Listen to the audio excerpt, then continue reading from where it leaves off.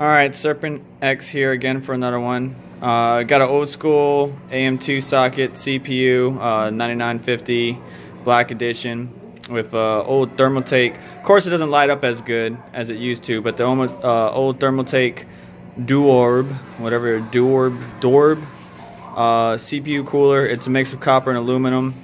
I haven't found online what the rated TDP is that it can handle. But this processor is sitting about 55, 56 during benchmarking, and the maximum operating temperature I found online is supposed to be anywhere between 55 and 62 or 55 and 65. And then this 550 Ti is hitting 77 during heavy benchmarking as well, just one 6-pin connector. But what I'm going to do is I'm going to take these apart and reapply some Thermal Grizzly Cryonaut, and see how the temperatures perform, and then go from there.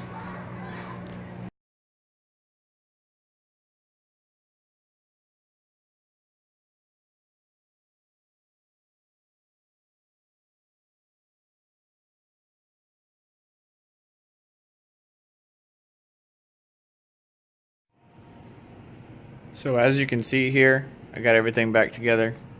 Put some fresh Thermal Grizzly. They're not sponsoring this video, just this is one of the best. Thermal Grizzly Cryonaut.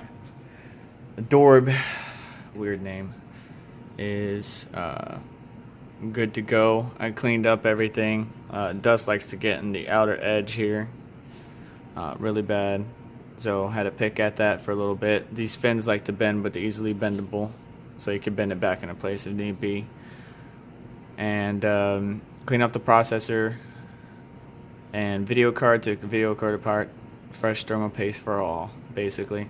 There's no thermal pads on the 550 Ti, but I guess back in the day the memory didn't produce so much heat. I'm not entirely sure. I mean, it's Fermi, so Fermi is known for being hot. So anyways, no thermal pads on this 550 Ti. I guess the 580 and 560 Ti probably needed it, but not this one. So gonna fire it up and see how temperatures work. I mean, this is just a plain Jane case. I mean, I don't like this case. I mean, it's pink, for crying out loud, but it's the case my mom liked, so I took my old internals, gave it to her, gave her a 1 terabyte hard drive, Thermaltake power supply, and then just slapped it all together and gave it to her. It's running strong. Just don't like where the temps were sitting, so we're gonna see how it performs, and I will probably be showing you some temps if I haven't started showing you temps already, but should be running a heck of a lot better than it was. Remember, the max operating temperature online that it states for the CPU, which is the 9950 Black Edition from AMD, is anywhere between 55 and 65. But I'll confirm that. And then the 550 Ti was at 77, 78 at the highest that I've seen. I think the clocks were either 1050, and then on the memory, I just posted in the video. So let's see how it performs. So far so good. So I was able to hit 1050 on the core clock. Try hitting 1060, but apparently 1055 was for Silicon Lottery winners. I'll probably up the memory up a little bit, but it's 2277 as you can see. Temps haven't spiked. So I got 2 CPU readings, and I'm trying to figure out which one's accurate. I wish I had a thermal probe, but 40, and it says for AMD Phenom. But then there's another CPU down here that says 52. I have a feeling this one's the more accurate number. Motherboard 47. And then temperature 3, I think is the VRM, see, 106. Highest was 115, so that's getting up there pretty high. V-Core 1.28. Now mind you, this is not overclocked yet. The whole reason why I did this is so I can overclock the CPU. Not on LN2, but I do have a liquid AIO that I can use. So the goal was to get the stock temps down so that way I can see what the overclocking headroom is. GPU, remember, was 77, and the highest we hit was 70. So we dropped down 7 degrees Celsius, and this video card only has one fan on it. So I know this side fan sucks, but it's decent air.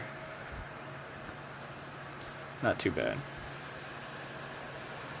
I remember when these were really bright. Like, they were like annoyingly bright when this first came out. But red and pink, I guess, go together. So overall, not much heat coming from it.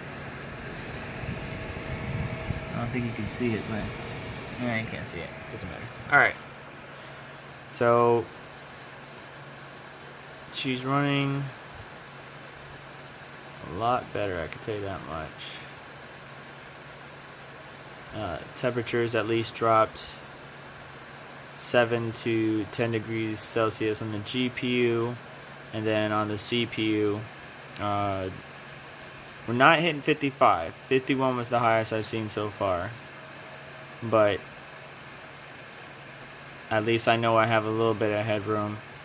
I believe as long as I stay below 62, 65, I should be good to go. So, and I do see a better responsiveness from this computer ever since. I tell you that much. Like, it's booted up a lot quicker. It's responding a lot quicker, even with a platter hard drive, not even an SSD. So it's definitely performing a little bit better, and considering the old hardware, I think it's doing really good for its age. Some of it's from 2006 and some of it's from 2012 and 2008, so doing decent. Thank you for joining me. We'll see you in the next one. So I've been testing some overclocks, but because of this cooler, I don't have the thermal headroom I really want. As you can see, the max temp I hit was 60 degrees Celsius. 62 is pushing it on the CPU. I really need liquid cooling or better, but the overall goal is to climb up the Cinebench rank. I can at least take 4th. I don't know about 3rd. I'm at, last time I did Cinebench R11.5, I could get to 3.17, so that put me right below 3rd and 4th. But I was heading for the sorry, I'm using two, obviously I got two computers. I keep grabbing the wrong mouse as usual.